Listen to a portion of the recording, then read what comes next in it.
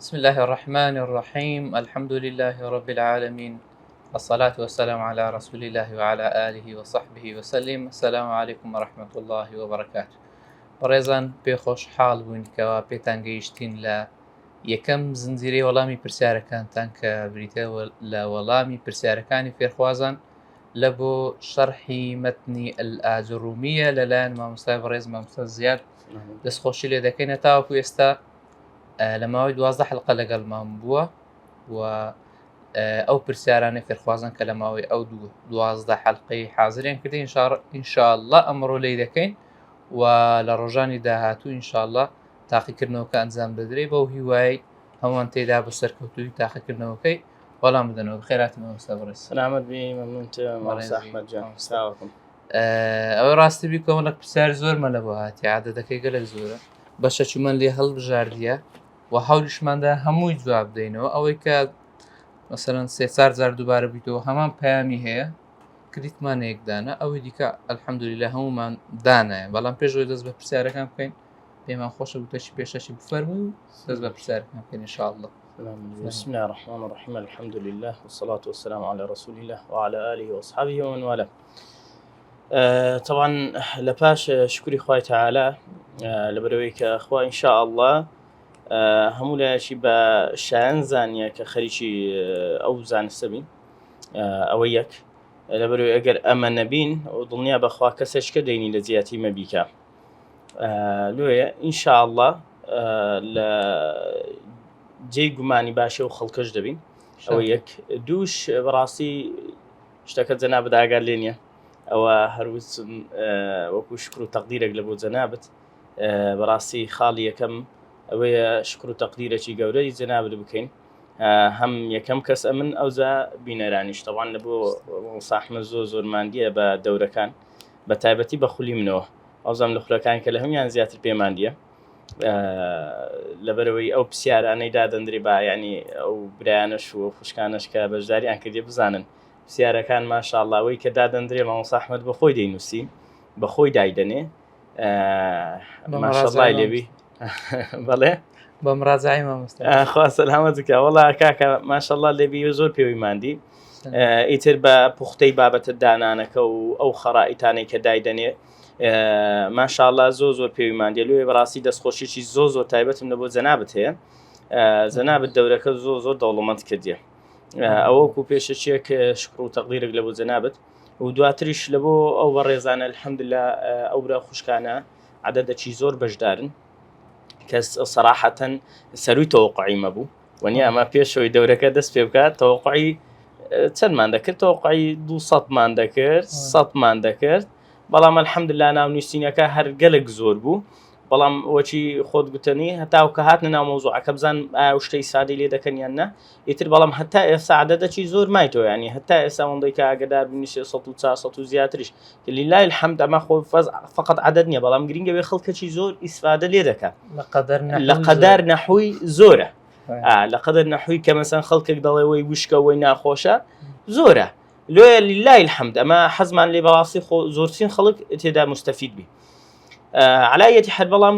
سارد نەبنەوە بە تایبەتی لەو دەرسانەی کە ڕۆی بابەتی ئێعرابە سارد نەبنەوە لەبەرەوەی دڵنیا بن ئێستا کە چەند حەڵقەی کەمان تەسجیل کردیان مامۆستا ئەحمەدیش ئاگادارە بابەتەکە زۆر خۆش دەبی ینی بابەتی ئێعرابی دێتە ناوێ ئەو بابەتانێک کە خوێندرا دەبتە تەطبیقی لێ لەو چەند هەڵقەی هەیە سارد مەبنەوە ڕەجاءن بەردەوام بن لە حەڵقەی 16 و 17 و 18 ئەوانەوە گەلە خۆش دەبی ینی لەبەرەوەی ئەو بابەتانی دی خوێندیتت هەموو لە بۆ دەبتە تەطبیقی و عرابەتی باش فێر دەبن بێزنی خۆی بە تایبەتی و چەنە 6 حەڵقەی کۆتایی بالضبط ینی حەفزی دەوێتن خۆمان دیکردن و حفزکردنی دەوێ بەڵام ئەو کاتی لە حەڵقەکانی دواتر لە 16 و 17 ئەو دەزانی نەتیجەی ئەو علاماتی عرابانی خوێندیتی و حفزی کردیە نەتیجەکەی چیە ئەو داخلی پرسیارەکان دەبن ئینشاءالله سەرەتا کۆمەڵە پرسیاری عام هاتیە سەبر و شتی نایە لە ئینشاءالله تۆزەکی دی ئەو پرسیاران دەست پێ دەکەین کە شەرحی بەنووسینی دێ و دەچینە لای سەبوڕەکەی ئینشاءالله. پرسیاری یەکەم بەڕێزێک دەڵێ لە دوای ئەم کۆرسە کە بە تەواوی زانیاریەکانم کۆنتڕۆل کرد ئامۆژگاریم دەکەیت کتابێک بخوێنم بۆ و پرسیاری دووەمی بۆ باشترکردنی تێگەیشتنم جێ لە چێ بگرم طبعا كتابك شخصك. كتاب وشخصك. اولا حقا لبو مسألة بابت اگر بيانو برزاني كدانوت يعني تطور لو بواري بخوان بدن لبابتي نحوي ما طبعا متني اجر رومية مان هيك متن شي سرتاية عادة تكميل دكريبه او متني ديكا كهمانه عمل بالي العوامل الجورجانية يتر او بيكو او كو بيشتشي سرتاي بالي او دوانا بخوينن دوای ئەگەر ئەوەی ویستی تەکمیلی پێ بدا وەکو مڕازعە لەبۆ بابەتەی و بەقووەتر بوون شەرحی ابن عوثەیمینی لەبۆ شەرحی لەبۆ مەتنی ئاجرومی بەقووەتە درێژە لەوانەیەوە با بڵێن بە عەرەبیشە ئەگەر توانێ عەرەبی هەبوو ئەو بکە هەم دەبتە مڕازعە لەبۆی هەمیش دەبتە تەقویە بێم زۆر شتێ لەوانەیە باز نەکەم لێوێن دەرێ میثالی زیاتریشی تێدا ئەوە وەکو لە دوای مەتنەکەی من دەتوانین بچی شەرحی ابن عوثەیمینی بخینی وەکو مستەوای بەرزتر مەتنێکی مستەوا بەرزتر ئەمە بۆ نمونە کتابەکانی ابن هیشاممان هەیە قەطر الندامان هەیە شذور العربمان هەیە شذور الذهبمان هەیە مثلا قواعد الاعرابمان هەیە بەتایبەتی قەطر الندى طبعا ئەوە هی زانای پایە بەرز ابن هیشامە کە کتێبی مستەوا دوو دەژمێردرێ باشە دوای ئەگەر تو حەزی کرد لەوەش زیاتر بەسەرکەوی مەسەرەن متەمیمەی ئاجرومیەمان هەیە متەمیمەی ئاجرومی بەخۆک و ناوەسە ئەوەکەی وە دەزانی تەواوکەری مەتنی ئاجرومیە بەڵام خۆی لە خۆیدایی حەتاب الڕەعینیە ئەو کابرا هاتیە مەتنی ئەلفیە بن مالیکی پخت کردیتەوە هینایەتی کردیتە متەمیمەی ئەلاجرومیە جا ئەوەش دەکرێت برین دەتوانین لە دوای قەطر الندای یان هەر لە دوای بالضبط لە ئەلفیەی کورترە دەتوانیان لە دوای ئاجرومیە شەر ئەوش بخوێندرێت لە زیاتی قەطر الندای دەکەواتە ئەوانە بیان دەتوانی هەیەکەچیان بخینیان ئەوانە ئەگەر حەز بکات زۆر تەفاسیل بکە ئەوە دەتوانی هەمیان بخینی لە دوای متەمیمە یان لە دوای قەطر الندای دەتوانی ئەلفیە بن مالیکی بخینی لە دوای ئەلفیە بن مالیکیش طبعا ئەلفیە بن مالیکەوە لێرەدا تقریبا هەرە بەقووەتەکانە بەڵام لەویش بەقووەتر هەیە آخر کتێبی بەقووەتمان تقریبا کتێبی با بڵێن سیوطیە کە بە ناوی جەمع الجەوامع ئەجا کتێبە شەرحەکەی کە بەقووەترینە همع الهوامع في شرح جمع الجوامع ئەو کتێبە بەقووەترینە کە وصول بەڵام نا لە ئەوەیدا لە نەحویدا ئەوە هی سیوطیە لە نەحویدا بڕۆ كتابي همع الهوامع في شرح جمع الجوامع بڕۆ ئەوەی بخینەوە بەقووەترین کتێبیان لە نەحوی هەتا ئەسام ڕاستەکەی وەکو خۆم حەز دەکەم کەسێکە ئێستا لە لای بخینەوە کتێبە لەوەی لە خۆم لە مستەوای داین خوا سەلامەتەکە بەڵێ ئەمە جێ لە چێ ڕابگریم زانین سیرە برایان و خوشکان لە بۆ مەسەلەی گوێ ڕاگرتن طبعا گوێ ڕاگرتن وەکو نووسهاتێکی برایانە باشترین وەسیلەیە لە بۆ فێربوونی زمان هەر زمانێک لەبەرەوەی من وەلیلای الحەمد لێرە لە ژیار بەشدار بووین لە با بڵێن بنیاتنانی ئەکادیمیای فێربوونی زمانی عەرەبی باشە لە ئەکادیمیای فێربوونی زمانی عەرەبی لەبەرەوەی چەندین ساڵە لەگەر مەسەلەی فێربوونی زمانی عەرەبیمە لە بۆ غەیری عەرەب هەر لە سەردەمی کە لە تورکیا بوون تاوەکو هاتینەوە ئێرەش لەگەڵ بابەت بەڵێ ماستەرەکەی کاتێکە لە تورکیا بوون طبعا سەمع گوێڕاگرتن یەکێکە لە ڕێگا بەقووەتەکان بەڵام هەر کەسە بە مستەوای خۆی دائیمەن هەم جارێ بە تەڵەبەکان دەڵێن مەسەلەن لەوانەیە تەڵەبەک برێم یاڵە بڕۆ جێ لە فڵانە شتی ڕابگرە تمشا دەکات بۆ نمونە ئەگە بیکەینە ڕێژەی سەتا پێنجی تێدەگا سەتا پێنجی تێدەگا لەوانەیە چەند وشەی بەسیط زوو چی دێدێ بێزار دەبی واز لێدەینی لێ ئەمن مستەوای ئەو کەسەی کواتان پێت برێم فڵانە شتی جێڕا بگرە بەڵام ئەگەر هەر شتێکت جێڕاگرت تقریبا 150 تێگەیشتی ئەو مستەوای خۆتە مامسە مستەوای خۆمەوەی کامی تێبگەم نە مستەوای تۆ نییە هەمووی تێبگەیەگەت هەمووی تێبگێت چی شپێتی چی شپێتی فێردەبی شینێنی فێر نەخێر دەگواتە شتێک جێ لێ ڕابگرە هەندێکی تێدەگەی لۆی بێزار نەبی و هەندە شتێ ناگەی لۆی فێری بی باشە دەکەواتە من نسحەتم لەوانەوەیە ئەو برا خوشکانش س بکەن مەسەلەن یەک لەوانە ئەفلام کارتۆنمان هەیە وەنیەم ئەفلام کارتۆنمان هەیە زۆر ئاسان و بیدائیە و ئەفلام کارتۆنیشمان هەیە وەسەتە و ئەفلام کارتۆنیشمان هەیە بە هەمان شێوە متەقەدیمە پێشکەوتووە بەڵام لەوان پێشکەوتوتر فیلمی موسەسەل ئیمام عومەرە موسەسەل ئیمام ئەحمەدە ئەوانە متەقەدیمن بەڕاستی زۆر بەقووەتن لە بۆ لایانی فەهم و تێگەیشتنەوە لێ پێم وایە باشترین شتەوەیە کە من ئەوەندەی تەجروبەم لەگەری هەیە و خەڵک ئەوەی فێری زمانی عەرەبیان دەکەین و دەوراتمان هەیە و ئەکادمیمان هەیە تەماشاکردنی فلام کارتۆن بێ فلام کارتۆن لە بۆ چێ دروستکرایە لە بۆ منداڵێک دروستکرایە قسە لەگەڵ عەقڵی منداڵێک دەکات کە مستەوای لوغەوی ئەو منداڵە طبعاً 11 ساڵێ وە ئەمنیش لەو زمانەیدا عەقڵم 11 ساڵە من لەو زمانەیدا حتمما مفرداتم کەمە وەنم لە ئینگلیزی ئێستا لەوانەیە مستەوای من لە ئینگلیزی مستەوای منداڵەشی 3 ساڵان بی ئەو چەند کەلیمەک دەزانم چەند کەلیمەک دەزانم جوملەی سەقەت دروست دەکەم جوملەی سەقەت دروست دەکەم دەبی تەماشای شتێک بکەم کە لە بۆ منداڵی 3 ساڵانە یان لە بۆ منداڵی 4 ساڵ و 5 ساڵانە تەواو بەو جۆرە مهم هەر کەسەوە بە مستەوای خۆی ئینشاءڵڵا ئەگەر کاتێک گونجای هەر شتێکمان بڵاو کردەوە لەبارەی مەسەلەن لەبەرەوەی هەیتم مەلەفەکەم هەیە باسی ئەوە دەکەی مەسەلەن چۆن فێری زمان بی مقدمەکە نۆ لاپەڕەکە دواتری شتەکان بەجێری مستەوا تەوزیعکردوانی مستەوای یەکن با ئەو شتانە زیاتر تەماشاکردنەوەی مستەوای دوون خەریکە ئەو شتانە بنەوەی مستەوای سێنە ئەو شتانە تەماشاکەن بەڵێ دەست خۆش بدەینە سەر پرسیاری دووەم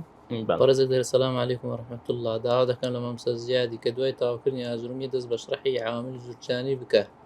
و کتابەکانی دیکەی ئاست بەرزتر و بەردەوام بی و بیر لە ڕاوەستان نەکات بیر لە ڕاوەستان ناکات وەڵڵای ئینشاءڵڵا تەعالە کە خوا تەوفیقماندا بیر لە ڕاوەستان ناکەینەوە بەئیزنی خوای تەعالە بەس لە بۆ کتێبەکانی با بڵێ مستەوا بەرزتر ئەمە ئەوانە تەخەسوسیە زۆر زیاتر تەخەسوسی یعنی مەتنی ئاجرومی لە بۆ هەمووە چی دەبی بەڕاستی لە بۆ هەموو فئەتە چی دەبی باشە علومی شەرعی غەیری علومی شەرعی تەڵەبەی مەکتەبێ طلبەی علومی قانون و هەموو بابەتان هەمویان ئیسفادەی لێ دەکەن بەڵام ئەگەرم بچمە بەرزتر دەبتە تەخەسوسی زیاتر ئەویان زیاتری دەوێت لەوانە ئینشاءڵڵا یەک بابەتە چ کەشمان هەبی لە دوای مەتنی ئاجرومیە غەیری ئەوە بەڕاستی حەزمان لێ خوتەی ئەومان هەیە مستەقبەلێکی نزیک کە بەلانی کەم جوزئەچی دابنین وەکو جوزە عەممە تەفسیرێک با بڵێن وەکو تەفسیرێکی بەلاغی بیانی ئەگەر مامۆستا ئەحمەد و بەخۆی تەسویری کرد حەڵقەکمان هەکرد سیمینارێک لەسەر تەفسیری بە ئەعجازی بەلاغی لە سوورەتی کەوثەر وەنیە بە سوورەتی کەوثەرمان بەنمونە وەرگرت ئەجا دەمانەوێت بین جوز عەممەی بە کاملی بکەین بەڵام بە تەفاسیلێکی چاکتر و جوانتر ئەویان لە بۆ من وابزانم چاکترە و ئیسفادەی زیاتری دەبی کە نەکرا لە پرسیاری پاشی بەڕێزێک دەڵێ لە بەشی یاسام علمی نەحوو لە بۆ من سوودی دەبی و دەڵێ لەگەڵوانەکانیش ڕۆیشتی مەتا ئێستا بۆ دەستی خۆش بێ و برایانە خوشی کە دەڵێ لە بەشی یاسام طبعاً بەشی یاسایەکە کە لەو بەشانێک کە زۆر ئیشان بە زمانی عەرەبی و بە علمی نەحوش دەبی لەبەرەوەی ئەو تەعامل زۆر جات و لەگەڵ نەس دەکەی تعامل لەگەڵ نەس دەکەی نەسەکەش نەسەکی عەرەبیە قوانینەکان هەمووان خۆیان دەزانەوە لێ قانون بە عەرەبیە دەکەواتە تو تعامل لەگەڵ نەس دەکەی نەسەکی زۆر ئەسڵەن لە بۆی میمە من نازم محاکم ئەوەندەی بیان ناس مەسەن یەک دوو حاکم کە دوور بە دووریان نزیک مەسەلەن چینە دایان ناسم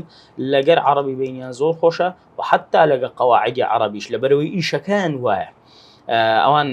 تعامل لەگەڵ کتاب عەرەبیەکان و هەروەها ئەو حتا پیتەکان لەو جملەیدا لەگەڵ جملەیدا فەرقی چییە لەبەرێت و کابرا حاکمە یان محامیە نەسەکی دێتە بەردەستی وەسیەتەکە یان هەر عەقدی کڕین و فرۆشتنەکە لەوانەیە کەلیمەک لە بۆ کەلیمەک یان پیتەک لە بۆ پیتەکە لێ بەکار هاتیە معنایەکەی بگۆڕی و کابرای صاحب قەزیە معنایەکەی بە عاقارەکی دابە ئەتو بە زمانی عەرەبی چەندین جار ئەو شتەم بیستیتەوە کە بە زمانی عەرەبی تانیتیان ڕووگەی قەزیەکەی بە ڕاستی ببن دەکەواتە ئاگادار بە لە پاش مامۆستایانی ئاینی و تەڵەبەی علومی شەرعی قانون باشترین فئەیە کە برێ من ئیسفادە لە عەرەبی و لە قەواعیدی عەرەبی جگەلەوەی کە بەخۆی لە عەرەبی جگەوە بەخۆشیەوە ئەوە هەبزەوت گوتیوێن هەر نابی ساری چارەم بەڕێزێک دەڵێ پێشەچی دەستخۆچێکی گەرم لە ئێوە مامۆستای خۆشەویستێ جەزاکم الله خێرا دەڵێ پێشبینیەکم هەبوو لەبات بڵێ پێشنیارەی بەڵێ ئەرە پێم خۆش بە مامۆستا لە پای ئەوانە نەزەڕێ بە سوودانە لەوانەی لە نێوان هەردەوانە چەندوانەکی عملی زیاد کە کە هەرزار و چەند پەرچ قورئانی پیرۆز ئیعراب بکە لە بۆمە چونکە تەطبیقی سوورەتی فاتحەکە زۆر سوودمان لێ بینی و مامۆستا ئەو تێ زۆر بەخۆشی دەڵێ کە دەڵێت دەکەواتە دەوادم با پێی بڵێم دەکەواتە ئینشاءڵڵا بە پێشنیارەکەت دەکەین و بەلانێکم حەڵقەی تەطبیقیش زیاد دەکەین هەندێک بابەتەکانی دی بخوێنین دێین حەڵقەی تەطبیقی زیاد دەکەین بإذن خوای تعالی و گومانیش لەوەی دانیە لە کۆتاییەکان زیاتریش دەکەین ئەگەر ینی حەڵقەی وعدی و حەڵقەی پێ دەم ئەگەر زیاتر نەبی ئینشاءالله. ئارێک الله سلام پرسیارێکی دی دەڵێ ئەگەر بکرێت ئەوانانە و کۆرسانی کە دەکرێتەوە لە کەناڵی یوتیوبەکان بیکەنە پلیلیست ئەوە کردیتمانە پلیلیست الحەمدلله ئازڕۆمیەکە و هەموو خولەکانی دیکەش بە پلیلیستەی لە یوتیوبی بەڵێ الحەمدلله بستنە سەر بەشی پلیلیست دوو داکرایەوە هەمووی بەڕێزەکی دیکە دەڵێ هەمووی چەندوانە دەبیەوە خولە واللهی ئەوە خلافی لەسرە هەندێک مەذهب هەیە دەرێ کورتیکەوە هەندێک مەذهبیش هەیە دەرێ درێژیکەوە ئەوجا لەو مەذهبەی لەو بینی ئەو دوو مەذهبەیدا لەوانەیە وەسەتەکی هەر بژێرین على الأكثر يعني تقريبا نشكل كباب لبري براستي زود تفاصيل هي ضرورا بجداري بيكردن ونمونه هنا ضرورا وإلا قدنا دطوين بسريعي بروين بزنا معناه لدز دلوه على الأغلب 36 حلقة درتي 36 لازم بينا خوش ما مصطفى أحمد بس بكين دەست خۆش زە لە پرسیارەکانش هاتی هەندێک دەڵێ مامۆستا زیاتر تەفسیل داتی لا هم بزانە هەندێک درێژە لەوێش خلافەیە لێندەش خلافەیە هەندێک دەرێت تەفسیل و هەندێک دەرێت کورت کاتەوە کاکە آخر زەوە بەڕێزە پرسیارێکی کردبووە هاشتم ئاخیر واستا بیکەین مۆزوعەکە خلافە بەحسی شافعی و حەنەفیت کردبوو یەکێک دیارە گوتیتی مامۆستا دەبێ ئێمە شافعی و حەنەفیەکان بزانین نا والله ئەمگۆ شافعی و حەنەفیەکان بالضبط مەبەستی کوفی بەسڕەکەیە ئەوە لە سەرەتایەکانی طبعا باسی ئەوم کرد گوتم ئەمە کو شافعی و حەنەفیمان هەیە مەذاهب لە دیندا لە فقهدا نەکبرین لە دین مەذاهبمان هەیە لە نەحووشدا نەخێر ئەنگۆیس پێویست ناکە ئەسڵەن ئەمە ئینشاءالله هەوڵ دەدەین ئەسڵ مەذاهبانە لە بۆ غەیری کورد لە بۆ عەفوەن لە بۆ غەیری عەرەب ئەسڵەن مەذاهب پێویست نییە ینی ئەوە ڕێیەکی ئاسان هەبی لە بۆ تێگەیشتنی زمانەکە و فێربوونی ئەو لە بۆی کافیە بەس ئەوە بەس خەفضەکە لەبەرەوەی لێرە مەجروور مەشهورە مجبور بووم ئەو ئیشارەت پێ بدەم کە یەوێ بەس پێویست ناکە ئەو بزانانی ئەسڵەن کوفی و بەسڕی هەر مەشزانە بەس ئەوەندەی بزانە خەفض یعنی جەڕ ئەوش لەبەر کتابەکانی مەکتەبێ لێرە هەمووی جەڕ دەڕوا لێ ئەگەرنا ئەوەندەش ئیشارەتم پێ نەدەدا دەست خۆشبی زمان ئینشاءالله بەڵێ بەڕێزان ئینشاءالله دەست بە و پرسیارانە دەکەین کە لە بابەتی مەتنەکەی داکرایە مامۆستا ئینشاءالله پێویست بکاتن لەسەر سەبوڕەکەی لە بۆمان ڕوون دەکاتەوە دەستی خۆش بیتن مامۆستا پرسیاری هەفتەم دەکا و پرسیاری یەکەم دەکات و پرسیارانێکی سەبوڕێ ڕوون دەکەوە بەڕێزێک دەڵێ بێزەحمەت پێشتر لە کەنارەکە پرسیارێکتاندا نابوو لە هەڵبژاردنەکان الحمد لله رب العالمين كاميا مضاف إليه هي أو برسالة وڵامی ڕاست العالمين بوو لەبەرچە ڕەبی نەبوو ئایا پرسیارەکە هەڵەدانرا بوو کاکەوە پرسیارێک بوو ئەو مامۆستا ئەحمەدە ئەو بەزمەی دروست کرد باشە الحمد لله رب العالمين طبعا بإعرابة شيء الحمد حلقەکان دوایە شەرحی دەکەین ناوەچی معریفە بیر مرفوع بلا سەرەتای جملە چییە ئەوە مبتەدا ئیشمە ئێستا حالین ئیشیان پێ نیە بەس دوای دەزان حلقەی 19 دەیخینن باشە الحمد مبتەدا لێگەڕین لله لە چوچی پێکاتیە لە لام وەنیە کە حرف جەڕە زائد الله ئەگەر لامی پێ بنووسێ ئەوەی لێ دەبتەوە تەوا هەرەوەندێ ینی وەکو شەکلن با لە خۆیان بزانن لله لامەکەی لێ ببتەوە لامەکەی پێ بنووسێ ئەو ئەلیفەی لێ دەبتەوە تەوا بەو جۆرە دەنووسێ ئەو پرسیارش کرابوو ئەو پرسیارە بزەبەوە کرابووە خینمەوە ئەو جوابمانداوە بەڕێز باشە لله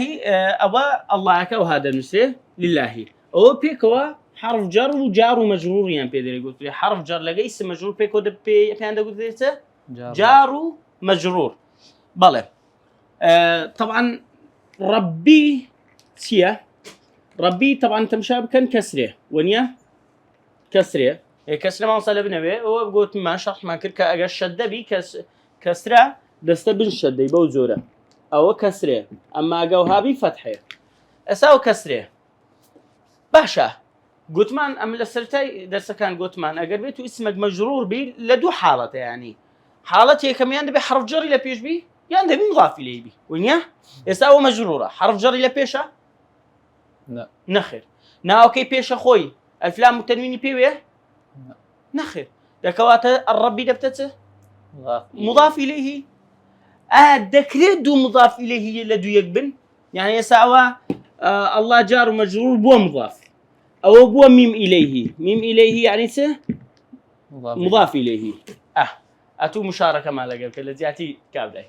مضاف إليه دكري أو دوبار ربي ببتا مضاف دوبار مضاف إليه يشكش بيتوه بالله دكري لبريلو رب العالمين يا أنون أجد بينه سر علامات إعراب كان لا يكلا علامات جري تسمان هبو جر علامات أصلي كيتبو كسر أبو والله كش ما نبو يا ونيا يكقولوا أنا دكاتة كسر نبي لا تحاول تجمع مذكر سالمي لقى مثناي دكوا عالمين مجرور بيائي باشا اسمه شي مجرورته حرف جر إلى بيش برام نخر ناوكي بيش خوي الفلام تنمي بلغره نخر دكوا تدب وجدوا بعد دبتو مضاف إليه بالله دكريد سن مضاف إليه يقلدوا يقبين درينج أوي كدبتو مضاف إسا كرب بيتا مضاف إليهش بيتا مضافيش نابي تنوين والفلام بيوبي باشا بس صار العالمين بيتو مضاف إليه شكل باجبي آخره دكواته مضاف إليه منابتو مضاف له احتياجي الفلام كي بيوي باشا دكواته دكري مضافة شكل ليرة بيبون منه بس أجنبي الفلام تنوين بيوبي ليش أجاببي كان بلا مضاف إليه بيم قوتن مضاف شرطي أوي الفلام تنويني بيو نبي مضاف إليه شرطي أوي مجرور بي بس شرطني الفلامي بيو بي وتم زود زاد بيوتي بس هم زارقنا صار ربي مضاف إليه بيشونيا لبريلو بيوينيا لبريل دوباره بيتو مضاف شنابي الفلام بيو على أي حال وكون تفاصيل لسر الحمد لله رب العالمين أوي مبتدا جار ومجرور كيكي كدوا بحلقي او يدخينن دبت خبركي دبتو مضاف او دبتو مضاف اليه لبو اوي دوباره دبتو مضاف او دبتو مضاف اليه لبو ربي والله سير دواتر سارك هذه كذا تون يا مناسبه ويا الثقل ليك جدا بكين يا مناسبه يا ثقل طبعا يا ثقل اقربيته للثقل اما سي او ما نهبو سي حاله ما نهبو لبو ويكبرين حركاتك بديار لك وديا سبون للتعذر بالضبط للتعذر ايتيكا للثقل للمناسبة التقاء الساكنين التقاء ساكنين ما ولا لا تشخيمان باشا للتعذر قلت مان إلا كوتاي كيتبي كوتاي ألف يا ألف كربي وشي مساعي ساو أوانا يا ألف دريجبي أو دبتلي التعذر لبرو بهيش شيء بديارنا كوي أما للثقل أقربيتو كوتاكي يا بي يان واو بي بلام كوبي أصلي بي أو جواب بسيارك أصلي بي يعني يا واو كأصلي وشكي دابي مثلا أمن ظلم مثلا دن يدنو يعني نزيق دبتو يدنو فعل شي مضارعة واو كأصلي خويتي لو مثلا كظلم يدنو فعل شي مضارعة باشا أدوات نصب وجر جزمي لبيش هاتيا نا لبيش هاتيا لو ما دام تيا أدوات الجزم والنصب لبيش نتيا مرفوعة رفعة بتو ستة فعل مضارع مرفوعة منصوبة مجزومة أدوات جزم ونصب لبيش نتيا منيتو مرفوعة يدنو فعل مضارع مرفوعة باش مانسا كا ضمكي كا ضم ديارني مانسا يدنو ضلنكا كفعل شي مضارع مرفوع وعلامة رفعه تي ضمة تي ظاهرة مقدرة لو مقدرة سي السبب تي لبن مقدري للتعذرة ألفة نعم دودة منيتو للثقل يعني للمناسبة ما دام واو كأصلي وشكي ضليته وعلامة الرفع الضمة المقدرة للثقل لبر قرصي لبر يقرص برم يدنو يدنو ضمت بريمو قرصة بلام يا مناسبة أويا يا أشي بي بس لا إلهي أو لواو يا إلهي أو بس لا إلهي أو جوازي شيء دو وروها أصلي نبي زيادة بي مثلا سدلم مثلا ابني جاء ابن محمد باشا كرشي هاد كري محمدي هاد استاذ جاء فعل ماضي ابنوتيا فاعل مرفوعة ونيا علامة رفعه ضمة باشا مرفوعة بالضمة طبعا ولا درس كان دوات الداخلين زور آسان دبي استدر نوتي ما مصي إعراب دكا ورن بزان سنة آسان وخوش دبي بس بردوان بلبوتان حلقة جديد باشا أدي أقرأ من أو ابني لابم بلم كراكي خوم هار أو يا أم بيوخز دارينت تابخينو ابني الكاظة ما كبي زحمت درنكت لو درنكت مقدر لبر مناسبة لبر مناسب مقدر كرا لبر مناسبي يا بروي مناسبة يعني مناسب بلجر يا أكي ناتوان بريم جاء ابني ناتوانم ده بيبرم ابني لبر يا أكي ضمير أنا بضمك بالضبط أوش يا أكش ضميره بالضبط وشي صح ما تقولي هناك بريم يلا ده ضمك نقلي وين لك مشتوانية ده كوات اللي دلينتي دلين كاكا ابن فاعل مرفوع على رفعه ضمه بس هي مقدره يعني ظاهره مقدره لو سي سببته تعذر نخر خو الفنيا للثقل نخر خو اصلينيا مناسبه للمناسبه جاشقي وليكو بزانا معناه دمني يعني بالضبط ابن معناه هيبه ابن طاليتي معناه دمني اقديش كيو والسلام بارك الله دسوز شاري دوايبي هذا سين سوف فعلا يعني شلون اعرابي لكن اگر سين سوف هار ريك او دواي خوي فعلها مكر بلى طبعا لبو سين سوف بخوت عند ظان يككل علامات اسم و يعني اما سين سوف علامات فعل يعني علامات فعل لو قلت اسم بقول داجه عندكم سين سوف سين سوف علامات فعل يعني بس السلسل فعلي تنهى السلسل فعلي مضارعش ونيا بلم بتنيا اعرابيا هي اعرابي كليه بتنيا هي ضلني كليه بس او بدري داك هيتينا عندك اواني هيتيان كضلن سين بدل للتنفس سوف لبوتيا للتسويف او هالي شاكدو مثلا ضلم سأقبل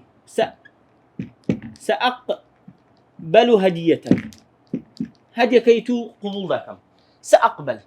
أو سين قوتي تنكاك سين حرف تنفس سوف أقبل قوتي تن سوف حرف تسويف وأقبل فعل مضارع مرفوع وهو يعني إعرابيا كذا بلام تاكتر وبقصي الرأي براي خوتان كهرواش زيادة السائدة بيكو إعراب كان سأقبل فعل مضارع مرفوع علامة رفعه ضمة سينك لو يبي أو سين سوف لو بزودات إعرابيناكم لبري هيس تأثير لسي إعرابي أقبل وكذاك تأثير لناك تأثير للزمن فعل كذاك تأثير للزمن فعل كذاك يعني دلالته مستقبلي ذاته لمستقبل أنوادكم سين لبو مستقبل شيء نزيك سوف لبو مستقبل شيء دور بعيد باشا لو هان دقوت التنفس لو تنفس يعني وها ما وصل التنفس بلا التنفس لو ما وصل سيمبيدن تنفس يعني لو فعل مضارع عادة دلالة الزمني استاهي يعني سندم أذهب يعني سدرم برام أدي أقولهم سأذهب لجاتي بريم أو سدرم ها كاتكي تسكونيا أدي قد تنفس شو بدمه سأذهب دتم بس هنديكا ديارنيا ونيا واسع لبوم حلقة كم لبو فراوان تركت لو تنفسي بيدلن سين زمانه كيف فراوان دكا سوفش او التسويف يعني هذا زين كان جينيدتي يعني هو دول ترى هلك المتصوفون لو متهلك المتصوفون ازاويه التسويف يعني زور بباش خصن بله برساري داتو هرتندو برسارة بيدس لو القكاني بيشتر كردي بتيسر تأكيد مجابقي بدسكتيا بلام هر ولام جدين ولقد كان في يوسف وإخوته آيات للسائلين في هاتي لو يوسف الحياة بالضبط أو لا ما قلت يعني يوسف لو في يوسف لو باب التمرين لو يعني في هاتيا لو يوسف حرف جرى لو نقول يوسفي يبقى يوسفتيا غير منصرفة يعني ممنوع من الصرف ناوتشي أعجمية لسي بي تي زيادة لوية فكسرية قبولناك بله ألف لام لو شيء الليلة قرآني التقاء الساكنين رداوة أو كلا قرآن هاتين ألف لام الشمسية بله طبعا شيء ليل مان هي ليل شو ونيا لا ألف لام بيوبنين من كودي خيموا ضلينتي أو هذا نسري وكوة تواوه الليل إيه ما وصدوا لا ملو دري الليل طبعا لام لو خوتان دزان لا حروف شمسي وقمري مان هي ونيا حروف قمري أوانا كده خويندرين ولا مكان شمسي أوانا كنا خويندرين يعني اللي بقولوا عندك شتى تفاصيل دمي تو كابري كتمشى دكار دزاني تمشي خود مكة خلق شيء زور هنا زاني ونيا مثلا دريم القمر لا مكان خنديته لبري له قافلة دوهات يا قاف حروف قمرية بلام الليل لام بخوي لام حروف شمسية الألف لامي بستسري أو لام ناخوين دريتوا أو لام ينسي دي ناخوين دريتوا لوي هر أو لام دبت الشدة بيشوي ببت إدغام لبر شمسية ناخوين دريتوا لوي دكوات علتكية ونيك إدغام لو والله ما مصا ليل لام يكم فتحية لام يكم سكون لام يدوم فتحية دو بيتي وشك بنيه كان سكون بيه كان حركة دار بتسيلي دي ما مصا أحمد يكان ضياع دبي يكان ضياع دبي دغم دبي ونيا إدغام دبي ونيا دكواتا أول برو إدغام كنيه أول بر لام الشمسية كي لون آخرين ديتو بيشوي لبرو بيشوي بقات ببتا إدغام دبت لام الشمسي وكتون الشمس لا ما كان آخرين ديتو وشان بها ما شوي الليل الشمس شينا كشي نبو الشدة الشمس ونيا اللي رجلوا لا ما كبو الشدة درين الليل بالله بسارة جديدة دليل كاتب خنوي آتي يك ودوي آل عمران شون دخلنا رتو بصير يكو همش التقاء الساكنين أو برساري همان نفر يبيدسي ألف لام ميم الله لا إله إلا هو الحي القيوم ألف لام ميم أقل لي شيء الله لا إله إلا هو الحي القيوم طبعا ألف لام ميم ما كده خندرينو بي داخينينو درين ألف أو هذا يخينينو ألف لام ميم الله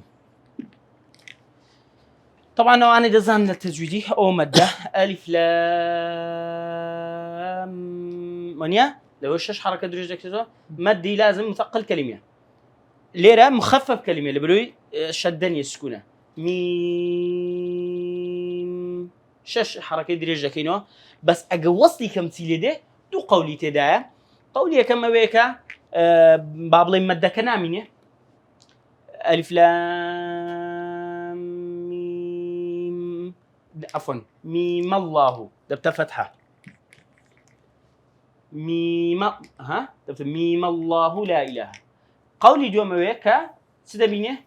مادة كدمينه بس دبت فتحة ألف لام ميم الله لا إله أوها والله دبت فتحة لبرو التقاء ساكنين خورز قاكدن لدوس سكون لزماني عربيان أو تا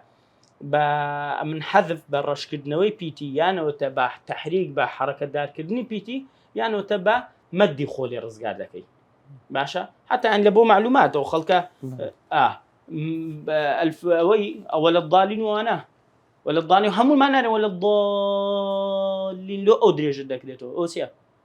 هوش التقاء ساكنين وزبيلي يقول شيء ده بمدي خود لي رزقاد لكيه وهم ما دزاين لو يقول بعد بيامرين التقاء ساكنين كهم ما بكاردين بالله بس تخرج بي السلام بي بسارة جديدة دلي منع القاضي قاضي كتايكي الضمة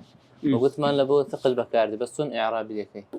أذكر إعراب ذكري القاضي ضلينت طاد مكان ككدمان أو ضلين فاعل مرفوع علامة رفعه الضمة مقدرة ضمة كي مقدرة له للثقل أنا عندي بنوسا إعراب ذكري فقط بس بالله برسالة جدي كذا لي ما مستبرس نحو وهو شبة معناه يدي وتن معناه زياوزه وبسادي كم يبرزه بكرتي ديزاين شون النحو شيء نحو أوي كزوزور مشهورة نحو بتن معناه دي نحو لبو مثل بكاردي مثال عفوا مثال نحو مثلا ضلم فعل ماضي مبني لبي لسار فتحة نحو ذهب أو نحو لريشي تبو يعني بونمونا باش الفعل الماضي مبني لسر فتحة نحو أو يعني بون من أو مثلا أو لا نحو علمي زماني عربية أو دو معنى نحو طريقين وروى النحو مثلا ضلم اتجهت نحو ببرو دكوات اللي بمعنى قصد بكارات عفوا أو مثاليا بمعنى يكم تبو مثال بو دوميان علمي نحو بو سيميان تبو قصد بو نحو مثلا نحو المسجد يعني قصد مو بكبت من المسجد وروى النحو بمعنى طريقة بكار يعني ريقا نقر ريقاي ري بسر دادرون اللي بريوها دوزو الريقا من هي الريقا أو ريكا بسر دادرون لقر ريقا ما بس ما بيت طريقة بابلين يعني شواس مثلا ما الريقا كان وانا وتنو يعني الريد لسر رويشتن ما بس زاديه نعم ما بس تيا الريقا يعني شوازه كان المهم بو معناش بكار بس معناش كبلام او صار معناه انا او انا مشهور انا زور مشهور لو شيء معناه نحو بالي برسالة شديكي همان فرخوازي دالي زماني عربي شوازي فصحي لتصولاتك سيبيدك فصحى طبعا اما لو خطان دزان زماني عربي استاك حاليا لو صالي اخري شك بيابو طبعا وش شي وينيا زماني عربي قديمنيش هر قبائل بو لها جاد بو باشا شو وجه كردي خو ما شو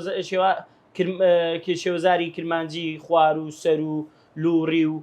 سوراني وباديني ونازمونيا يعني تن شوزارك مان هي قديمنيش لعربي ده هربوا بو بلام زمانه شي موحد هبوا لنا عرب ده يعني زمانه موحد بابلين تون بابلين او بوا زمانه الرسمي بوا اويش زماني قريش بوا باشا اللي عرب كان كهندك وشات هبوا هندك زوتونيتي خوين نوان هندك جواز بوا بلام زمانه موحد وكان رسمي كقريش بوا قريش بابلين ده تمرين لغه فصيحه يتربردو ده تطوري كده تاويل هات هر ولاطو لقر ولاتي كتيكلبو مثلا ليبيا وفلان وتونس ومغرب والجزائر وانا لقيت شي فرق تيكلبون لقى فرنسا ونيا ولاتا كان كلقر امريكا انا فلان اوها يتر ويلي هاد اوانا كلقى ولاتي كتيكربون خلق ثقافته وش سفر كدن اسامبو زمان برو قرانكاري شي باش روش طبعا فصحي عربي قواعد عربي او تقريبا محافظه لسا خوي كرديه باشا او فصحي كامدي خيني زماني قران زماني حديث زماني كتابه وروها زماني علمه كذا لك كتابخانه كل كان داخل دريخ زماني اعلام بروتو جزيره بكو قناتنا بكو بس قسان دكن فصحي هم بفصحي او فصحشتك قام بابلين ولاتا كان ناتهم برين فلانه ولات باشترين ولاتا لبو زمان لبرو همين تاثير يعني السرابوا باشا ادي كان ولات اسا كزور اهتمام بيدا قطر يكك الولايات أنا كزوزور جرينجي بقى بزماني عربي فصحى ده وحتى مركزي شيء لبودانا أصلاً أولا لا وهروها أولات أناش كمثلاً وكو خلقكي زماني اللي فصحى ونزيق بي أو كمان هي هريمة كمان هي لليبيا هريمي برقا من هي هريمي برقا لا فصحى نزيكن لبرو أو هريم تندي أو شويني تيكل كم ترتيكل بوبي بخلق زياتر باريزغاري لسد زمانك خوي كرديا يعني كنت مختصر هريم برقمان هي وروها تارادك وكان عراق بدو وكان عراق يعني واني رشمار واني لقر سيناء بابلين لاي خواري فلسطين وخواري غزة اوانش بها ما شوا تارادك باش محافظه يعني كرديا دس زماني عربيه بله بسارة ديكا هذه همان كسر شش بسارين عردي ما شاء الله بسار زين ده لي حرف جري في تن معناه هي اي ازيد المعنى كأنه طبعا حرف جري في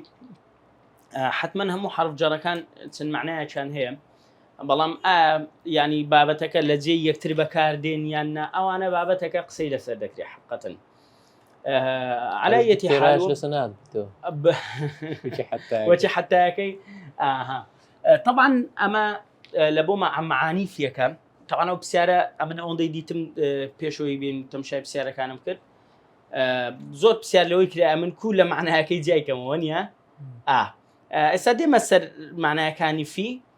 دواش جواب بسياره دمو كسكسك او بسياره كديا يعني يقل معناها كاني مثلا في عام بشوي شيء قشتي ظرفيه في لبوتيا ظرفيه يعني ظرف يعني شوين يعني وشي تجيسك مثلا سمنو او قلمي القلم لشندره في جيبي لا جيب من ده لا بركم ده او الظرفه لو كوتشي سكتي دكم جاءت الظرفي هردوشي مكاني بي مكانيه يعني زمانيه لبو هردوشان باشا مثلا خاطر فرمي سوره الروم غلبت الروم في ادنى الارض باشا دكاته في ادنى الارض لو بريزويوا كغلبت الروم روم شكندرا لو بريزويوا ظرفش مكانيه زمانيه مكانيه باشا وهم من بعد غلبهم سيغلبون في بضع سنين ده بزان الهمان آيات عين نهاتو دكواتا في أدنى الأرض ليرة لبو أوية مكانية في بضع سنين في بضع سنين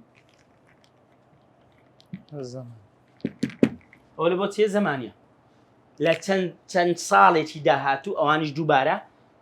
رمكان سر كونه دكواتا في لبو ظرف مكانية لبو زمانية وروها لبو تعليله هو كارهنا نوية وروا لبو استعلاء تعليل دائما مو شيء علة تعليل علل او لما مكتب الزور هي تعليل يعني هو كارهنا نوا وروا لبو استعلاء وشي على بكارها لا خلاص لصورة هذا فالمثل برامبر كاتي فرعون تي بخ ساحره كان قلت كاتي هرشي لي كدن قال لاصلبنكم على جذع نعم هذا في جذوع النخل اخوي بالضبط دقسكيت وهذا بقى اجاوبها اجبري من بس الدار تاعنا وكذا ده بابري على جذوع النخل وين بس فرميته في جذوع النخل يعني للسر داروا انو بدار خدمات انا ودكم هذا اللي في بمعنى استعلاءات يعني لسر دار كانت انا ودكم الى اخره معناه شكيه بلا وانا مشهور ترينن بتايبتي ظرفيك طيب بغينا بزن والله اعلم لا عواملي تفاصيل الباسكريا لا عواملي زور بتفاصيل الباسكريا معناها عواملي زور زاني ان شاء الله اجر واكر يا قسمت او هم نفرد فيه عنه والله اعلم قصدي مينا فرق ينسيا كوزيا كينو تمشاكن لبو مسألة ذاكر نوعين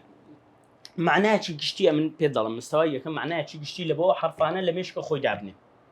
في بمعنى تيا في ظرفية باشا في بمعنى لا شوينك أما عن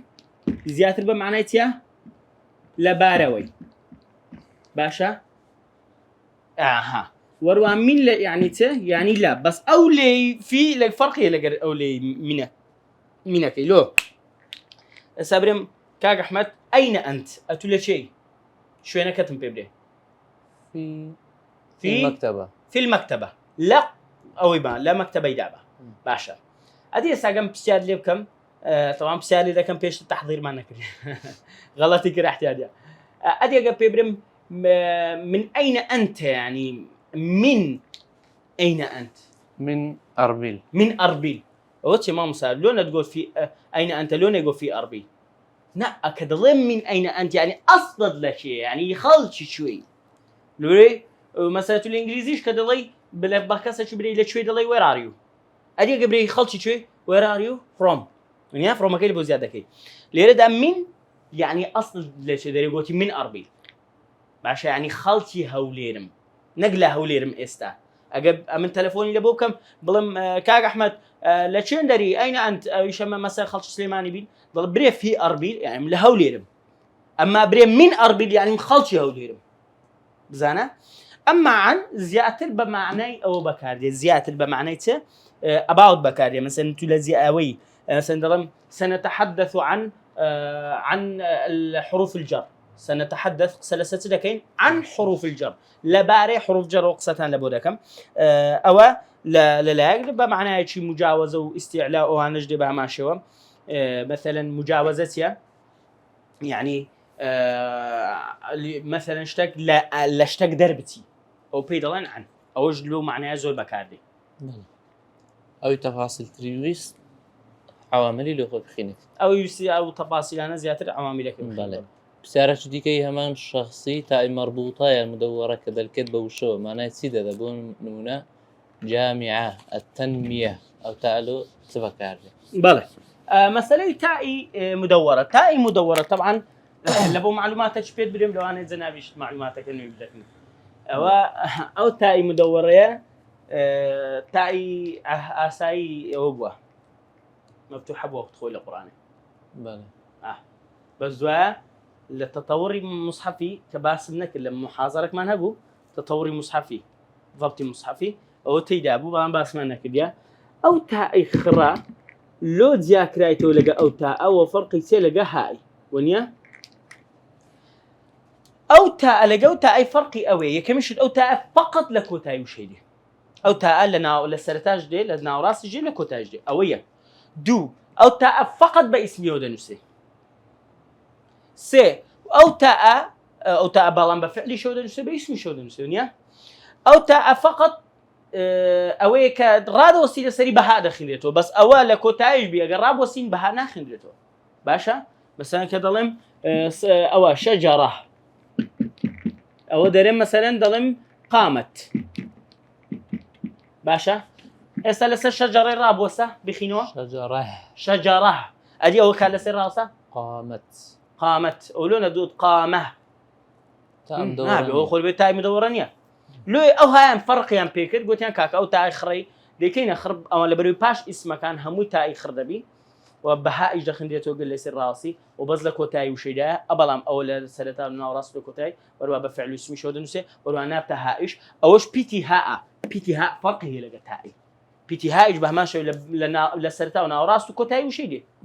لەسەر ڕۆیشتن و لەسەر مانەوەش هەر بەها دەخیندرێتەوە ونیە ئەوە فەرقی هەیە ئەدی دەلالەتی چیە ئەم دوو دەلالەت عادەتەن زۆرتر بەکاردێ ئەم زیاتر ئەو دوو دەلالەتەی یەکەمیش دەلالەتی تەئنیثی هەیە تەئنیث یانی چ لۆژنان مؤنث هەر شەکە و تای پێوە بوون مێیە باشەوە تایبەت شتیان تایبەتەوە گلەیانیش دەکەن مامۆستا ئەحمەد دووەمی دەلالەتی کە عادەتەن لە بۆ مفرەدە طبعا لە بۆ جەمعیشی هەیە لەبەرەوەی جمع هەندێک جمع تەکسیرمان هەیە بە تای پێوەیە مثلا قوضات دوعات ڕوعات حوفات إلى آخر جنات ئەوانە بە تا کۆتاییان پێ دێ بەڵام دەکەواتە دوو بەشە بەشێکی لە بۆ مفرەدە کە زیاتر ئەوانە ئێستا شەجەڕە زانی یانی چ دار یەک چەند دار یەک دار نەهێک دار عکسەکەی بێت بالضبط دەکەواتە شەجەڕە یعنی شەجەرەة واحدة ئەدی سەمەکە ماسی سمكة واحدة بقرة مانجا بقرة واحدة قطة شلا سنت قطية يا قطة واحدة ما صدقني أو تعالى اللي بكرته دبي بري يلا شجرة ليكوا شجر لقرآنات يبا شجر يعني هم زورك نبي ها هم بفتح قلت شجر با مشكلة شجرة بفتح من شجر ببيت تاعك يعني هم جورك عندك سمك ببيتا يعني هم جورك أي ماسي قط بهما شوا تيكا بقر يعني سمانجا كان ولا سورة بقرة تأكي بيوي لبري لقري ما بس يك بالضبط سورة بقرة لو تأكي بيوي ما بس يك بقرة يك مانجا بني إسرائيل بو كزر لك أبو أوي بابتك بله أو بسارة شديكا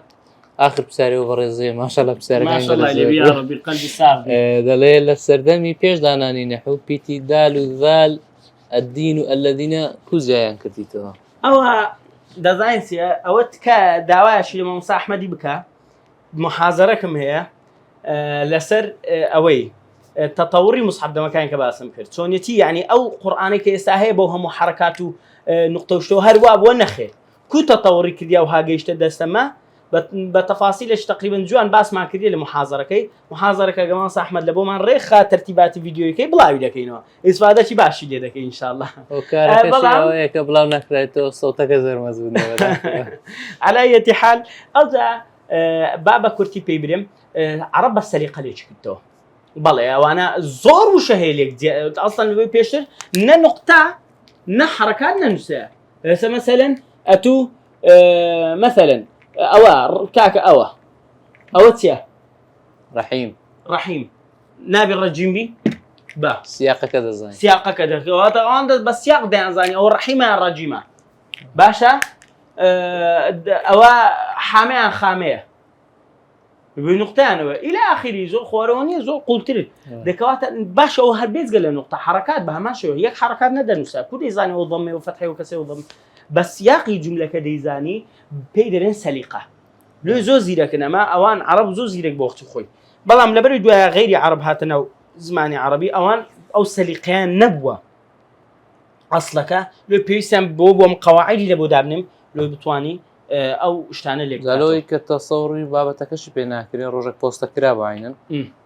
باراجرافا چند انا ابو نقطه كسر فتحه كان يزن كراب بالا خد طاقه كوبزان تايم بخينيو بالا خينمو باش زورم ثاني الحمد لله بزان او تشي تيكلبي لزماني عربي تندي زياده تيكلبي او زياده البيدا خينديت سياقه كله بدل بالضبط سياقه كله مو بديارك اللي بري زور ممارسه لقي زور زياده هي بالا او زدينا سر برساري بريزش كو بريز دي خلاص والحمد لله دله دو برسارم هي هرسن برساري برساري كم دله تون فاعل مفعول زياب كمو او زو دياري خاتش كلاري بكمو فعل اسانا توان بناس مو اجلسان والله كيشي سرچم لشتكاني دورو بري فعلك هي اسا شي لقى فعلينيه بس شي لقى دورو بري فعلك داي اولا درسكاني ده هاتو لقرمان با زور استفاده دكي لو بيدرين اگر فعلك كتبو باشا فعلك كتبو لدواوي اسمك كتهات اسمك مرفوع بو زاب الضمه بيان بغير ضمه بس ضمه نسيا ده علاماتي اصليه كيا ضمه نسيا او يكسد زاني وفاعله باشا ادي اجا فتح ابو اسمك يدواوي فتح ابو او ده زاينتيا مفعول به منصوب بوي ده زاني الى اخره اشتدي كشمان هي ادي اگر لبيش فعل كي اسمه شي مرفوع هبو لبيشوي اسمه شي مرفوع هبو او دبتته او اوانيا او بابتانا يعني دهتمتكي تواضكي او زو بسيار هي لبود واضح دبي لبري مرفوعات معناها منصوبات معناها مجرورات معناها او انا بخيني لبرم هميان موقع كان تام بيدرم لنا النصكي بما بين سدبانا كان كيس مثلا فاعل ما خيني بيم قوتن فاعل شون ديناسي ولا شين دردي ونيا بزانك قوي دخيني مفعول بي دخيني لابد بديار ركبي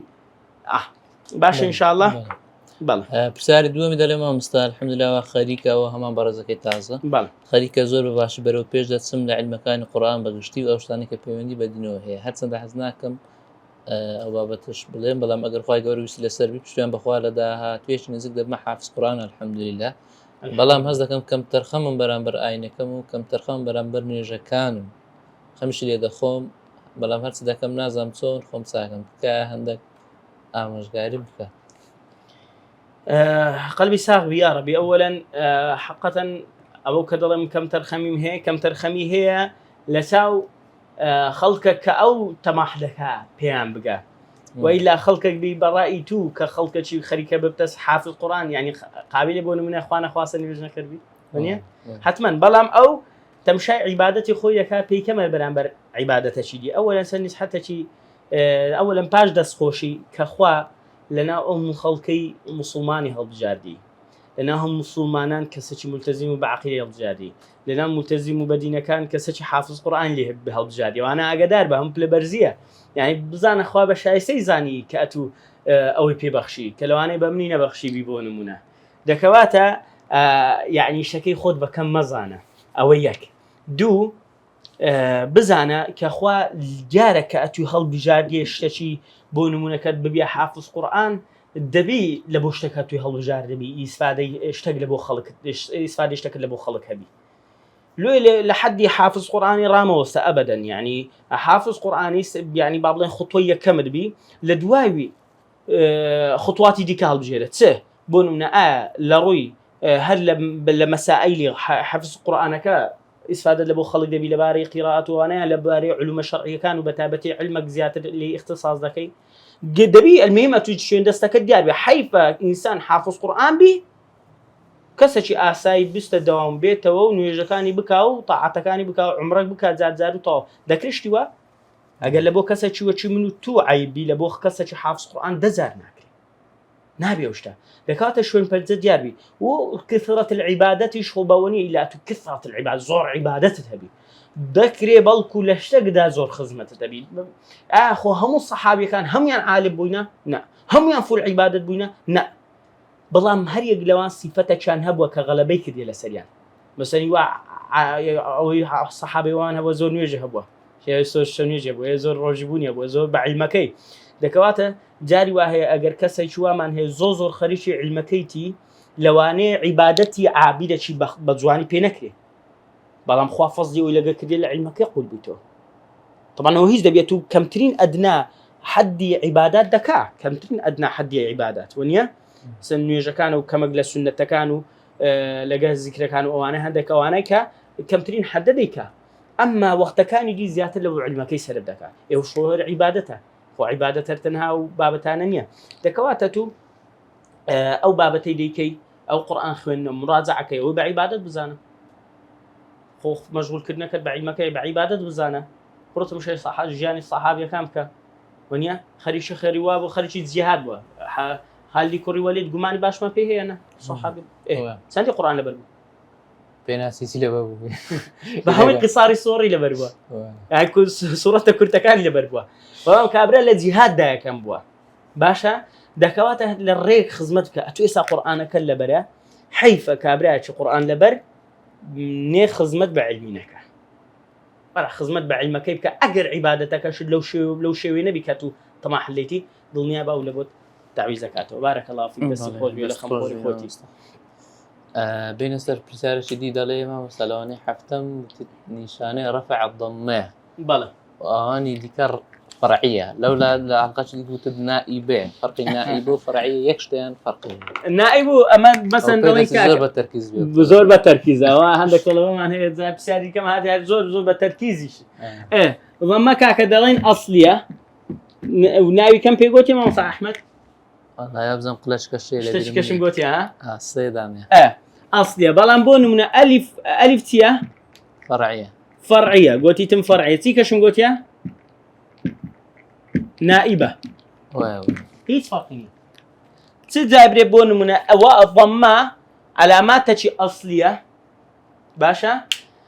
تجا بريم وهروا ألف علامات تشي فرعية يعني علامات تشي نائبة لبو وابي هيك فرقين يعني واحد بدأ فرمي نائبة لا زانا كان ده يضل فرعية علامات تشي فرعية يعني علامات تشي نائبة جرين جوي فرقين إن شاء الله طبعا ضلي الحمد لله رب العالمين لكل الله بوت مجرور لكم بسالي جواب الدعوة بله ليه بوت مجرور لا ما كي بي بلام لا ما كوكو شوي نسين بديار ناكوي لو مذكر بريم الله لام زائد الله او هالقاعده ويا لام بس سر الف لام لام او همزتي لدي همزه ضروه بس ذكر بريم او لامه لو خوش دو لامي هي او هاي لبي ذكره نابي لو يكنابي تي لكرا او هاي لكرا باشا او هاي لكرا لله لا مكي لقرا بس بتدي ناسيو بنبوني او همزه وصلي طا بلا لله اخركش كسر لله اخركش طبعا درتك كسر بارك الله فيك بله برساله شديكه ظلما صلى فيديو كان بعضك هندك زار معناه حرف جر كان دغوري لأن من القرآن ده للسرتار استغورا بمعنى اسم خواردم بو هي علامات يعني نشانه كيلو يو جوازي بزانين تزين شونا على لمسألة معناها كجوازم دوسي زار أو جور بسيارة هات يا بالضبط زاران دوم كذي يعني دو زار كذا طبعا مسألة معناها كان معنى أو كان بيتا كان أجر أجر أو عفوا عوامل جورجانيش بخيني أتوشن معناها كتير باشا سن معناه كدي ضليكا كفيتي لبو ظرف زمان مكان استعلاء او تعليل ونيا معناه كانت لكنا كجمله كتهاتا بيشي بزانه كم معنى لي ردا مناسبه لقري يعني تمشايك بون من ظلم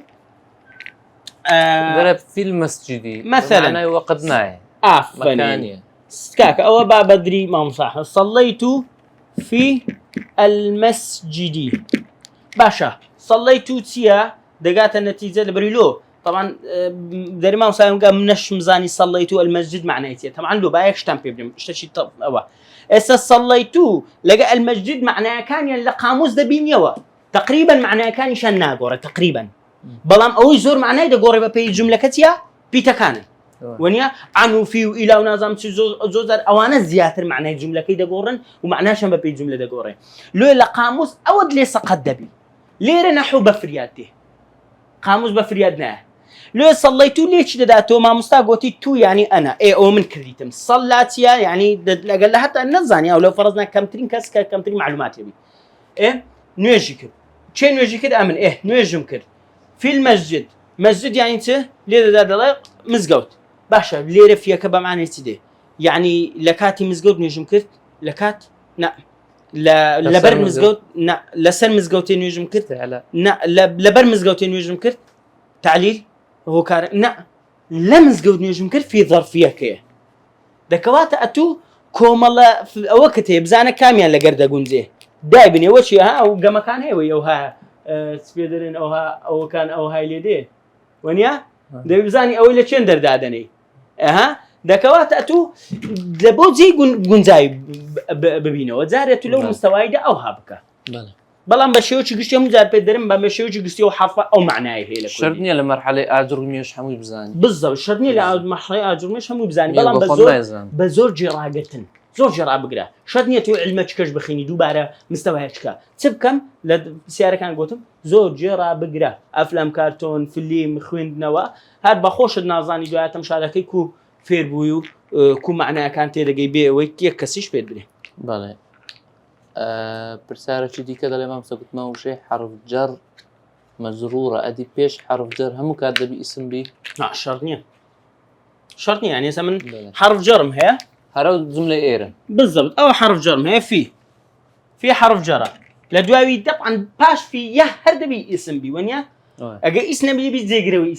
اسم تيا نائب فاعل زيجروي اسمك زيجروي فاعلي زيجروي اسم ضمير بالضبط رحمة الله بي ورنا فاعل ما خيل بيقولوا نائب فاعل درس إنه زمان باشا زيجروي اسمي زيناوة ضميره أوش اسمه دبي لحرف جر إلا اسم ينزل قريب اسم لدوبي هي هو تداني بس بيشوي يزعل علاقة بداني فعلا اسمه بجري الجملة يسوي فعلا ليلة بون أو ها بوجر المهم بزاوي بزاني باش في كتيلة دي باش في كم مجرور دبي اسم به بوجره طب بساش دلي إنما المؤمنون ليرة مرفوعة حرف في نصب شيء لبشاته إنما لبرت واونوني ورقتي أنا بقول مؤمنين بالضبط إنما المؤمنون إخوة مثلا أو إنما المؤمنون إن خوي دبي أداة مشبه بالفعل لا حلقي نظموا بيستم كايش أنا جيشنا ما بخوش ما يصير لحد يسوي حلقة تسجيل لكن نجيشتني بس ما دبم لنوصل بيستي بجيني كم إنما بيدلن حرف مشبه بالفعل تسلى اسمك يدوي خوي دكا اسمك منصوب دكا دبي برين إن المؤمنين بلام أو ما يا ويلك بيا كإيش خوينك إن إيش خوينك أو ما بيدلن ما كافة مكفوفة ما كافة بيدلن كافة أنت يكف عن العمل ها بعربية كده رم كف يعني أنت بصة دزبرة بصة ما كافة مكفوفة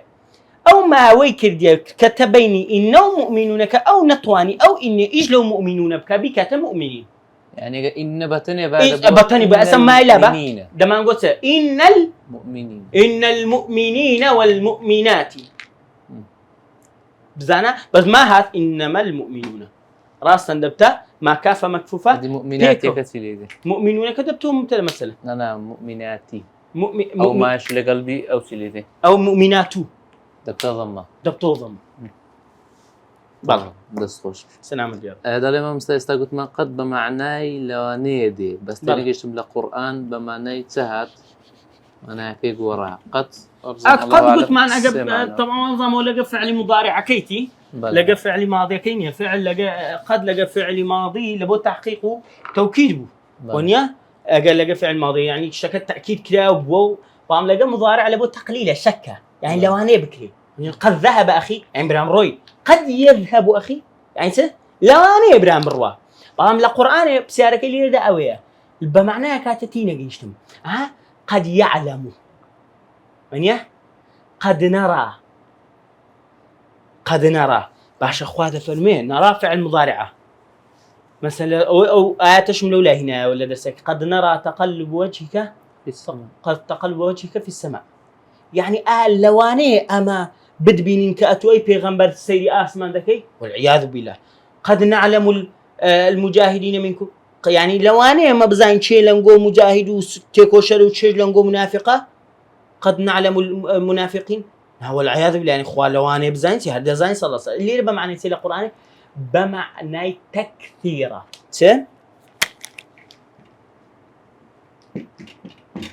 تكثير يعني زور اشتكى دوباره ببتو لا توكيد تكثير زور دوباره بونوا يعني قد نرى تقلب وجهك في السماء يعني زور دبين اي بيغمبر اخوه اي محمد اتزو سيدي اسان دكي او هاد شام برندكي لبو اونيتك لضل الداع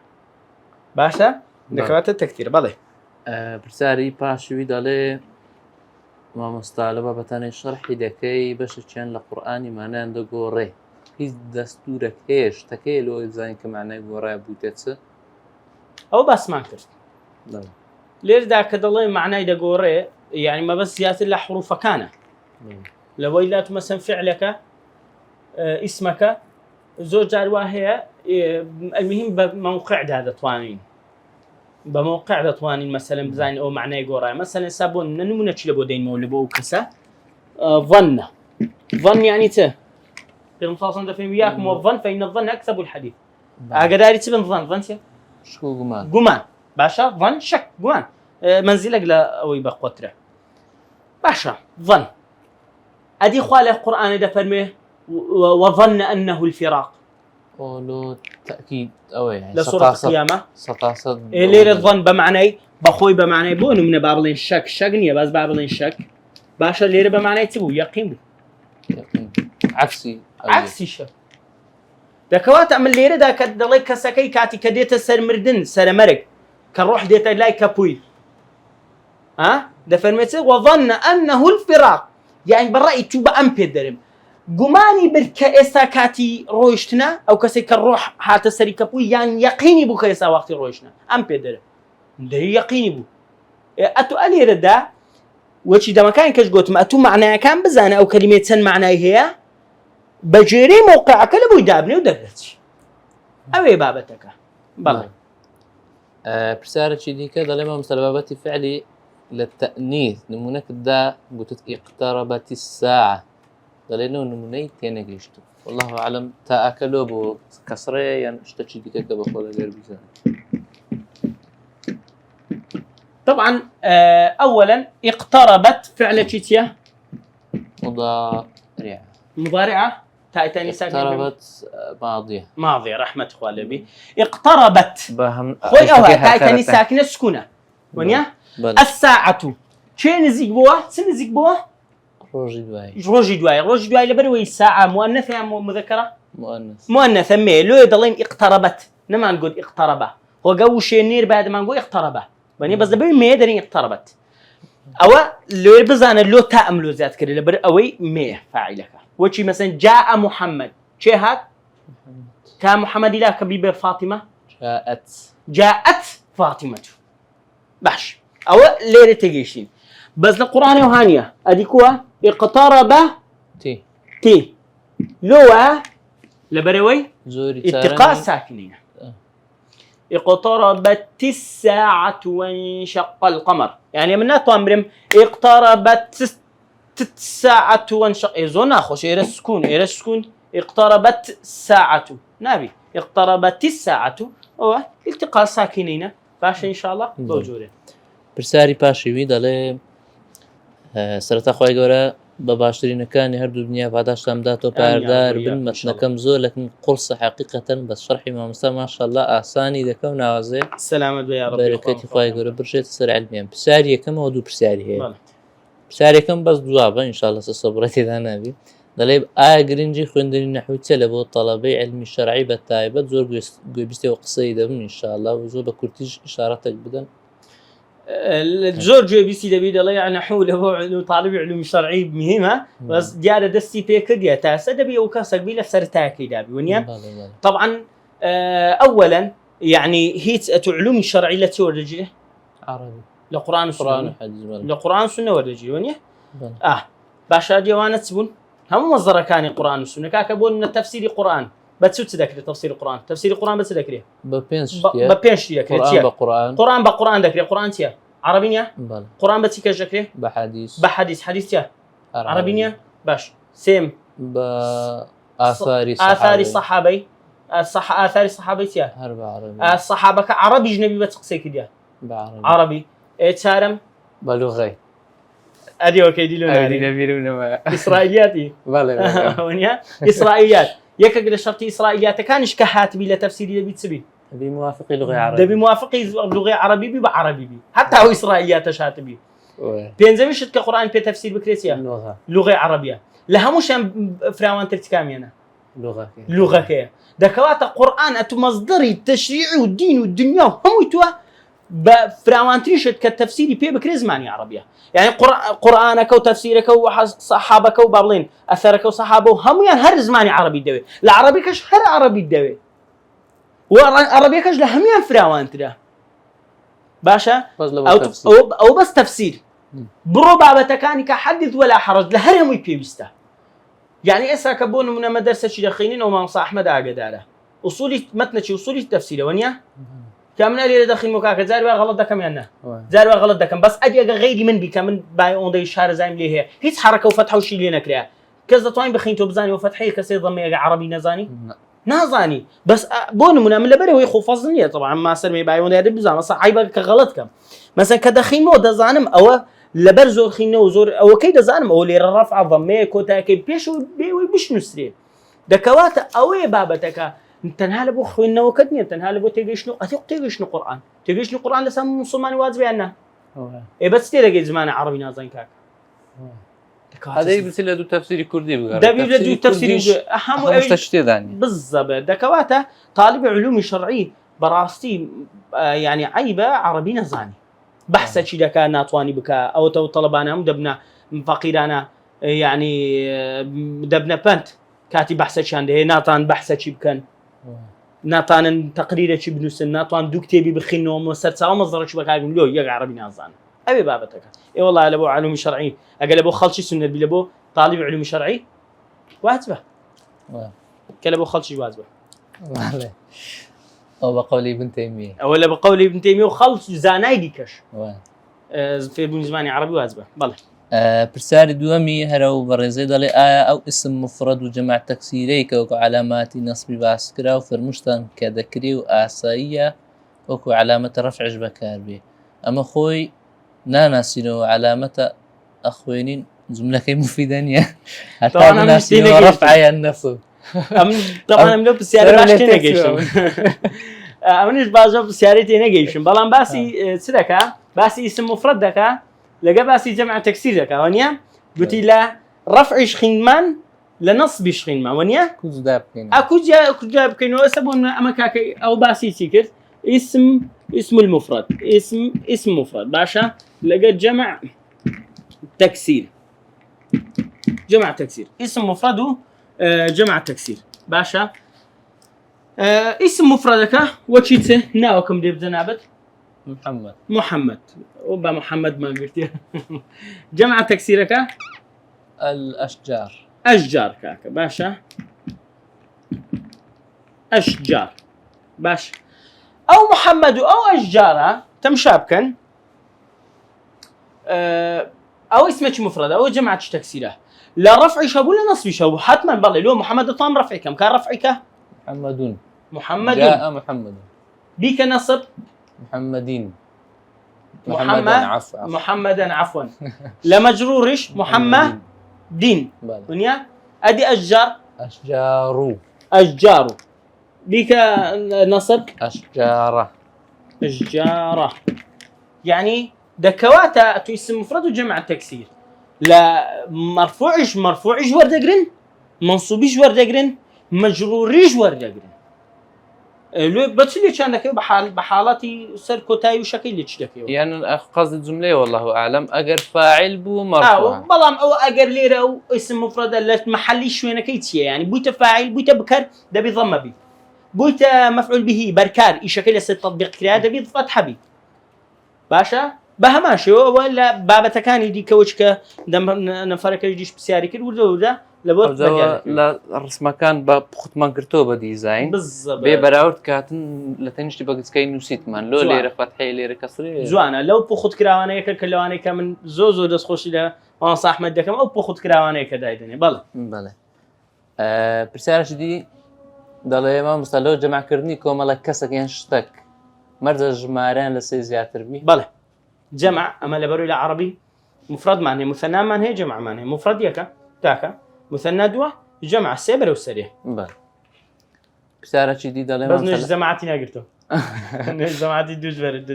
بەڵێ مامۆستا لە ئەسماء خەمسە دەڵێن مضاف بی واتە کەواتە دروستە ضەمیری پێوە نەبی پرسیارە دروستە ضەمیری پێوە نەبی ئەی ئەو هەموو ضەمیرانەی کە نووسیتن دەتوانین بۆ پێنج ناوەکە بەکاری بێنین بەڵێ دەبتا ڕەفعیش یان تەنها کەوکی نانە هەمویان مەسەلەن بە ئەخ وەرگری ئەخ دەڵێم یەکێک لە شەرتەکان لۆی ببتە ئەسما خەمسە ڕەفع بی بە واو نەصب بی بە یا ونیە بە ئەلیف جەر بی بە یا دەبی ئیضافە بی ونیە یعنی ئیضافە ضەمیری لە دوو بێ یان مضاف إليه لە پاش بێ زان مضاف إليه کە ضەمیرە یان ئیسمە مشکلە نیە مەسەلەن بە ئیسم بینم دەڵێم چ ئەخو برای ئەخو زیادی تاکە باشە ئەخو زیادی برای زیادی هەیە الحەمدولله وانێ هەرنە جەناب ئەخو زیادی برای زیادی دەکەواتە ئەوە لێرەدا مەرفوعە لۆ مەرفوعە بەواوی لە بێ مضاف إليه لە پاشاتیە دەتوانم ئەدی ئەو ئەخو دەتوان برێم برات ئەخو کە برای تو ئەگە کەسەکە کچبی ئەخو کی باشە برای ئەو کوڕەی لێرە نییە ئەبوو لۆ ئەبوو لۆ بووە ئەخوه برای ئەو کچەی لێرە نەبی ئەخوها برای ئێوە ئەفرم برای ئێوە ئەخوکم نانا ضەمائرت باشە مەسەلەن برای ئەوان برایان ئەخوهم هەمووی قڵقڵ پێدا بڕم بەس کەوکی نییە بەس کەوکی نییە هەمووی دەبی ئارەوەڵە بەس یا ئەکە نەبی نابی ئەکە ئەخی یاکە ئەو یاکە گوتمەوە ڕاستن شەکە تێکەچی ئەخیەکە دەبتە لێ مناسبە لێ مناسبەن واوکە بەو نابینی بەڵێ دەڵێ ئەو زارە پرسیارێکی دی پێغمبەر صلی الله عليه وسلم دەفەرمێ أعوذ بك من منكرات الأخلاق والأهواء والأدواء من حرف جرة وشەکانی دوای خۆی هەمووی مەجروور و کەسڕەی لە پاشاتی ئایا حرف جەرێک دەتانی أعوذ بك من منكرات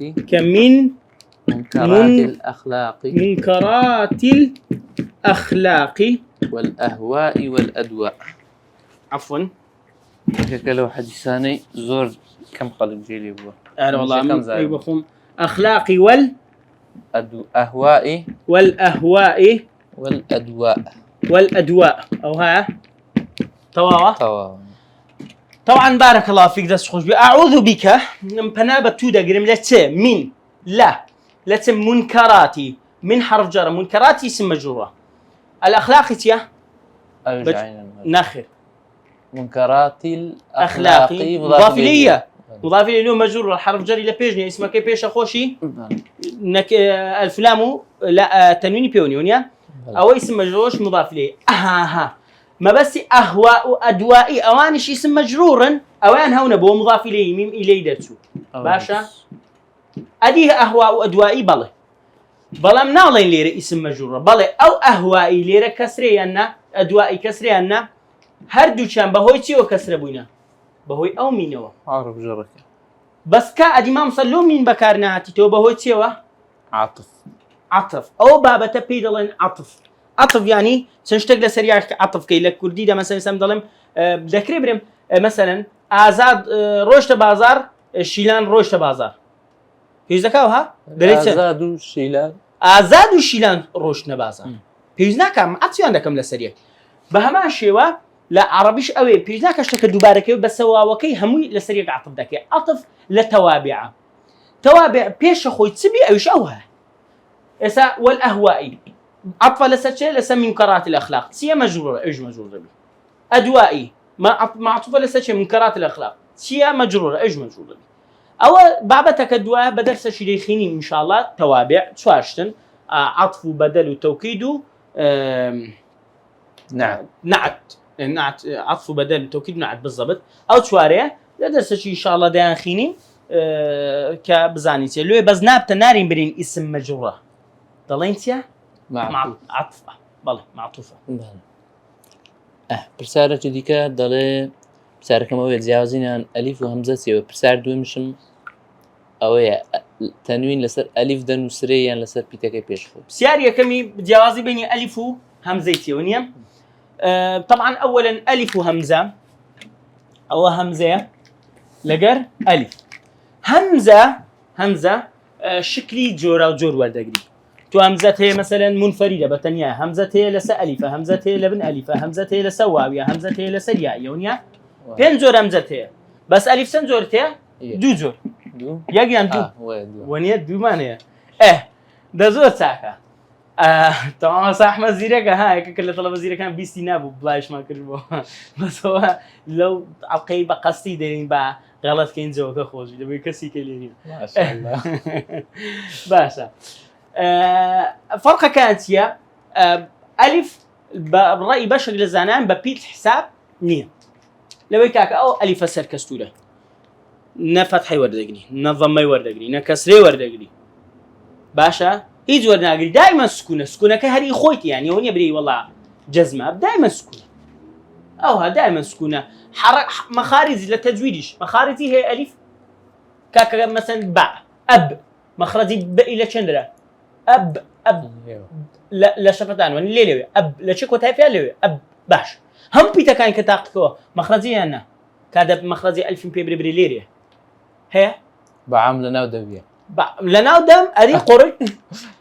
قاسم أو منطقة أون ده أليرة وحتى إيرة ده مخرجي ألفيا نقطة نبري أليرة ده كواتمنا مخرجي دياره نحركاتي دياره سركستوري نا أصلي دياره أو أصلي شو ديارنيا أصليان واويانيا ألف زو قرفة علمي الصرف نيويل بالألف داندرا باقي بازورنا علمي الصرف سردش بازور بالألف داندرا نيويل علمي صرفي أو إعلان ويبدال أنا أو ألف يعني ببيت حسابني زاري واهية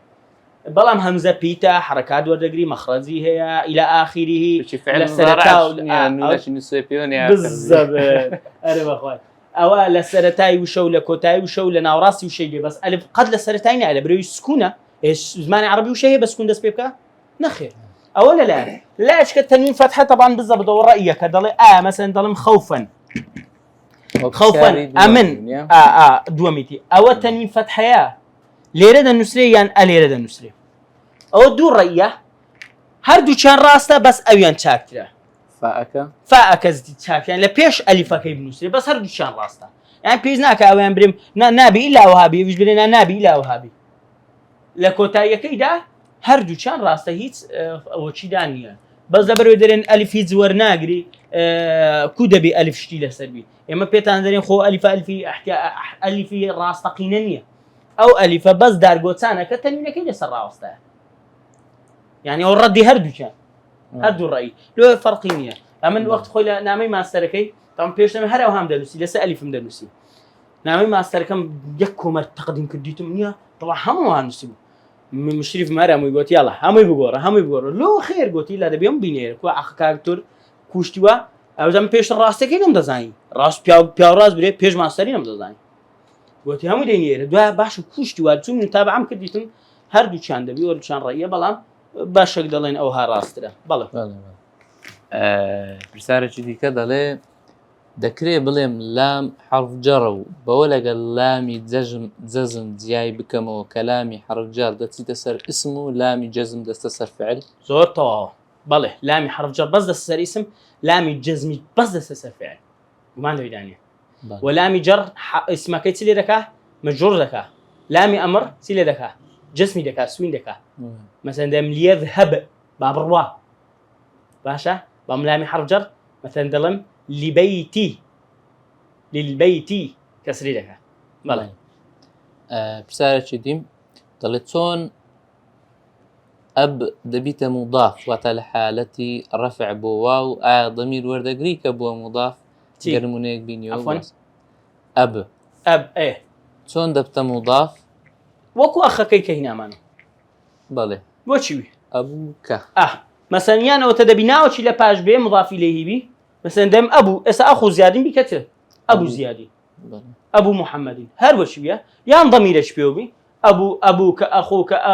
ئەخاکە ئەخیکە ئەفەن ئەبووکە ئەبووه ئەبووهما ئەبووهم وەنیا ئەبووکە ئەبووکی ئەبووکم هەمووی وەچی دەمەکان کە ئەومان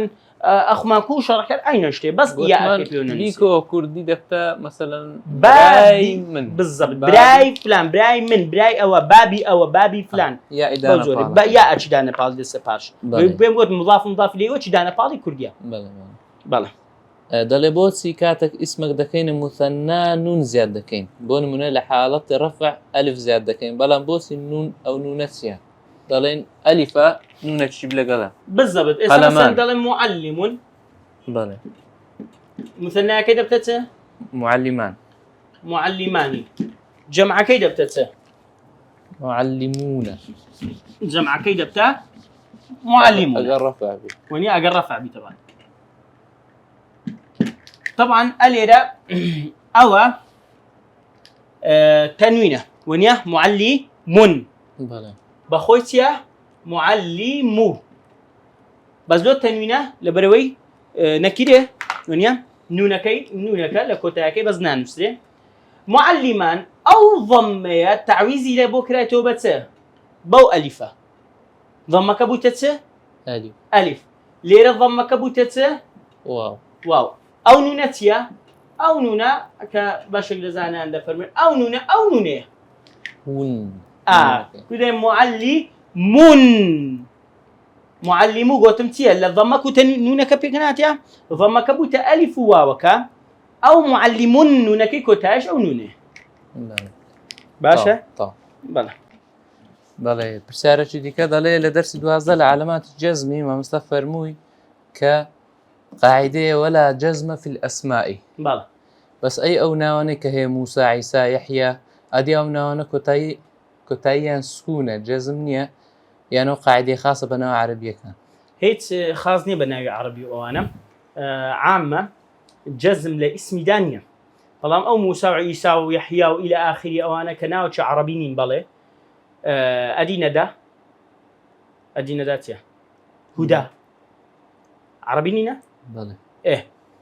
کۆتایەکان شالیفە ئەلیف مشکلەکەی دەمەکانی کە باسم کرد مشکلەکەی وێ حرەکەی قبوڵ ناکە نەک سکون بێ ئەسڵی خۆی سکون نییە ئەسڵی خۆی حرەکەی خۆیان هەیە بەڵام لەبەر ئەلیفەکە وەردەکە بەس تەقدیرە قبوڵی ناکە یعنی ئەلیفەکە قبوڵی ناکە وەی لە بەخۆی مەرفوعە یان منصوبە یان مەجروورە مەجزوم نیە ئەبەدەن بەڵێ دەڵێ کە دەڵێن ئەبوو عەبدوڵڵا یان ئەبا عەبدوڵڵا ئایا وشەی عەبد مەرفوع دەبی یان مەجروور ئەگەر بۆمان ڕووبکەین ئەمە ئەبوومان هەیە گوتمان ئەبوو پاشە خۆی مضافی لێی دێوە نییە مضافی لێی دائما چیە ئەبوو مضافی لێی دائما چیە مەجروور منصوب مەجروور مەجزوم کامیانە مەجروورە دەکەواتە ئەبوو ئەلێرە مضافە ئەوزە ئەبوو مەسەلەن دەڵێم قالە ئەبوو خوای دەکرد ئەبابی کاتە ئەبیبی دەرم قالە ئەبوو رأيت أبا وسلمت على أبي أجطائك أبو عبد الله ونيا